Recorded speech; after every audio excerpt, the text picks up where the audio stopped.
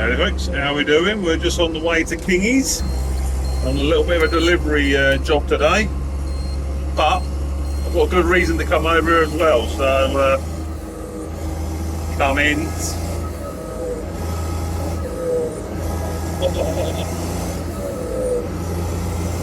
So yeah, anyway, yeah, so we'll get parked up, cup of tea, crack on. Right, so we've got to get to the T-dub. No, we haven't. That's the T-dub. We've got to get to the F-dub because, as you can see, the slow puncher on the old back rear near side, all the air has decided to come out of it. So yeah, well, there is a bit in there, not a lot though. So we're gonna I'll move the T-dub, spark that up, get that out of the way, and then we'll put some wind in that lot. Look at her, she's well on the womp. Yeah, all this is basically just coming around the bead there. Once popping off, cleaning up, and putting back on again. It's been a while since I started this old girl up.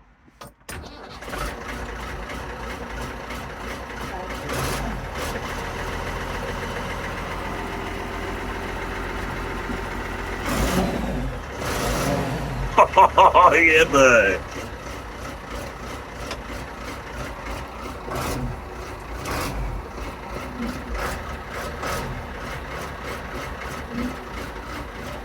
Already parked.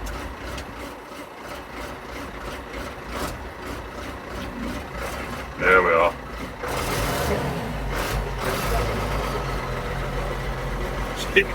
She does smoke well, doesn't she?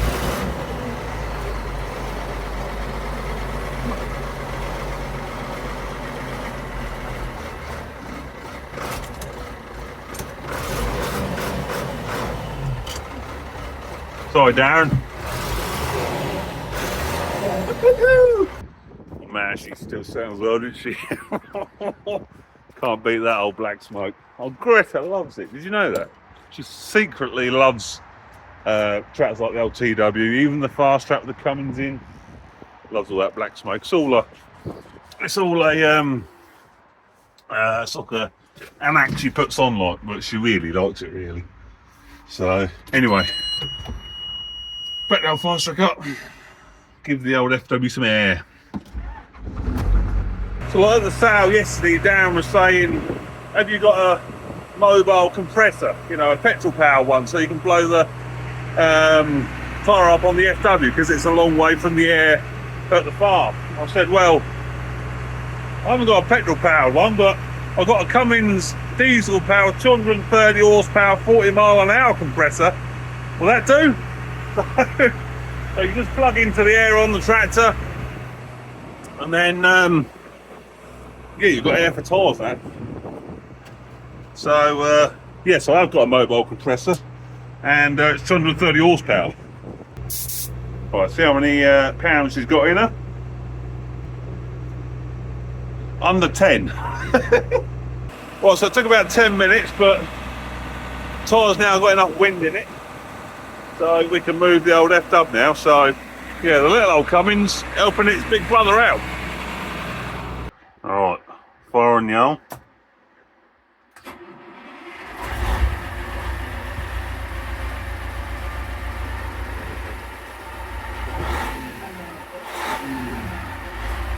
Yeah, boy.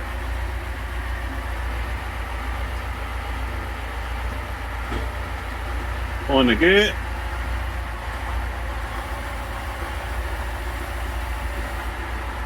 Pull her out a little bit.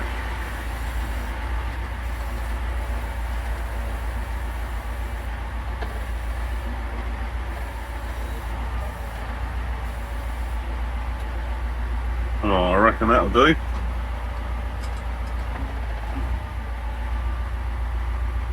Yeah, so that's what I want to be looking at today. Getting the other bits in, and then trying to set it up. But whether I'll have enough time and indeed space, because they need quite a bit of room, especially something this big, to actually calibrate the steering. So and there's not that much hard standing available here, so don't really want to be going on the grass to do it, God. think she'll cut it up a bit, but we'll see anyway.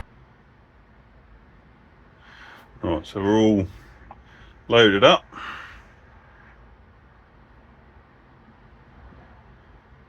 So basically what we've got to do now is we'll have to put all the measurements and that of the FW in relation to the receiver into the screen so it knows exactly where it is. We've got a firmware update for the motor, so we'll do that first, confirm that. That'll be doing that then. So yes, we can get all the measurements in, so we'll need to know how high it is off the ground, the wheelbase, where the rear linkage is in relation to the receiver, all that sort of stuff. And the more accurately you can do that, the more accurately the system will work. So yeah, but it's nearly done this upload. It's on 80% at the minute, so that's all automatic. It is actually due a big upgrade as well, actually, to get all new software in there, so it's all 3D and more features and everything like that. And the thing about the CHC nav system, it's all free. You know, you don't have to pay extra for anything. So you know, once you bought the system and that's it. That's the only outlay you've got to have. So that's all installed. So that's good. Right, so into settings, into tractor manager. See what the 3170 there, the TW25. Well, we want a new one. Present the vehicle name. Ford FW. Oops. 30. Tick that. Confirm that. There we go. Now we can click on that. Apply that. Switching vehicles requires a restart for the app to take effect, so that's fine. So it's going to do a reset then. So now I need to go into steering calibrations and put the stuff in. So we've got all the options: front steer, rear steer, track steer, articulated, and transplant. What the hell is transplanter steer? I don't know, but we're articulated.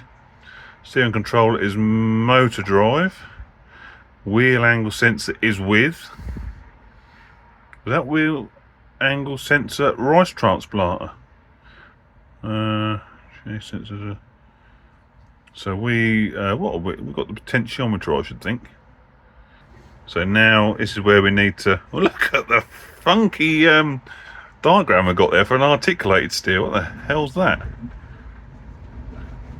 Don't know, but anyway, so we've got to put everything in, like wheelbase, implement tow point, axle height, front hitch, all that sort of stuff. So we'll get some measurements done and job be good.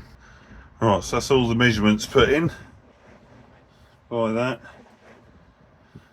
Complete. So now we've got to do the calibration.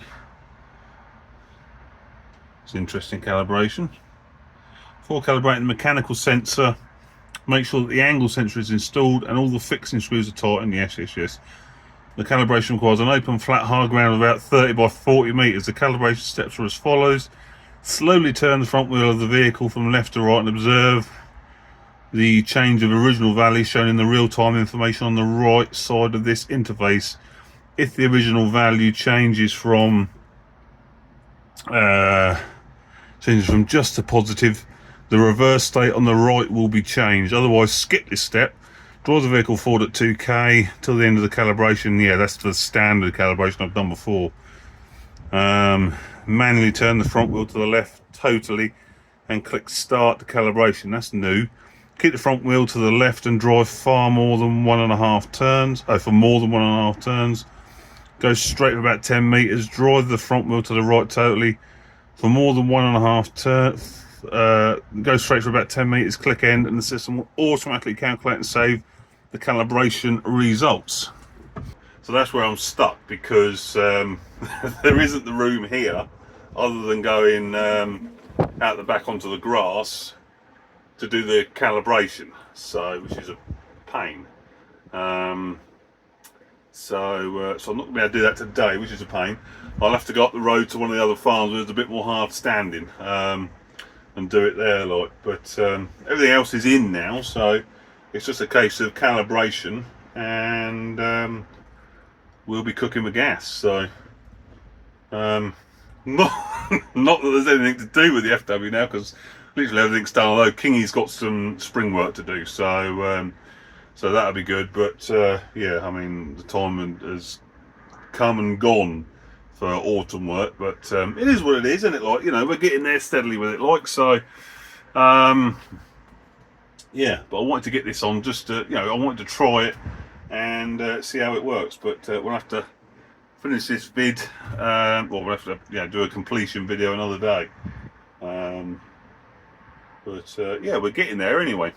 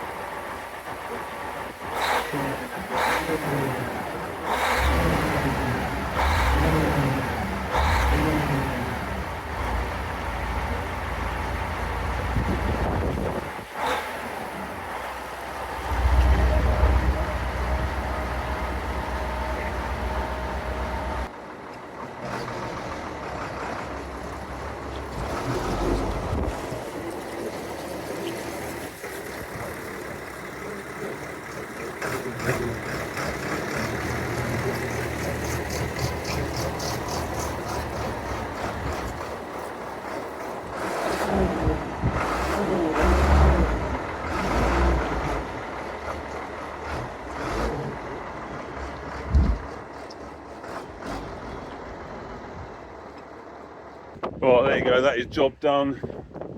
These two big girls are parked up next to each other. Yeah, because like I say, I've run out of time, so I've got to go back and feed the cows.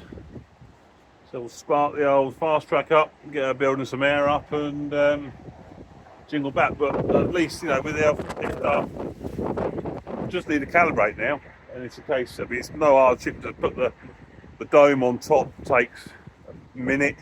Putting the screen in, less than a minute, because it's on ram mounts. So it's easy to change because we've got the two looms. Once the looms are in each tractor, it is not, and well, in fact, I've got the two motors as well. So I've got the steering wheel in this one, and obviously, you know, and in the Fastrac. To swap systems now, it is literally, well, it wouldn't even be 5 minutes. So so that's pretty good. Actually, there is a bit of a deal going on with CHC Nav as well at the minute. You can get the systems I've got, the 510, for £4 grand.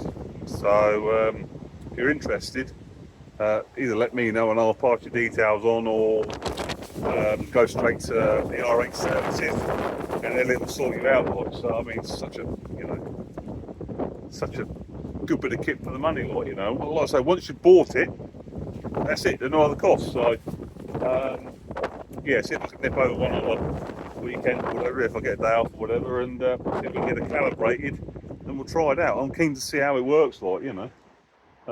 If you can auto steer something like this, you can be, you know, on RTK down to 2 centimetre accuracy.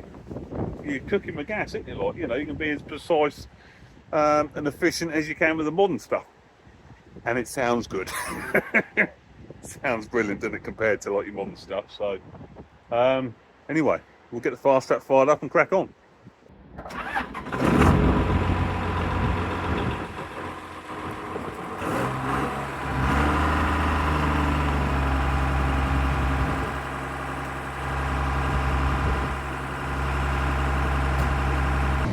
Right, nearly back home, and old Stormbird is really giving us a good kick in now. It's absolutely miserable out there, tipping it down, wind's still blowing like a hoolie, whatever a hoolie is. Yeah, right old miserable day. But yeah, nearly back, so top me a cup of tea up, or me mug of tea, and then yeah, down the farm, and feed the cows and reload and all that sort of stuff. Probably a bit of bedding to do as well. So yeah, then I'd sit down. Been a long day. Anyway, hope you enjoyed that little vid, and see you on the next one. Ta-ta!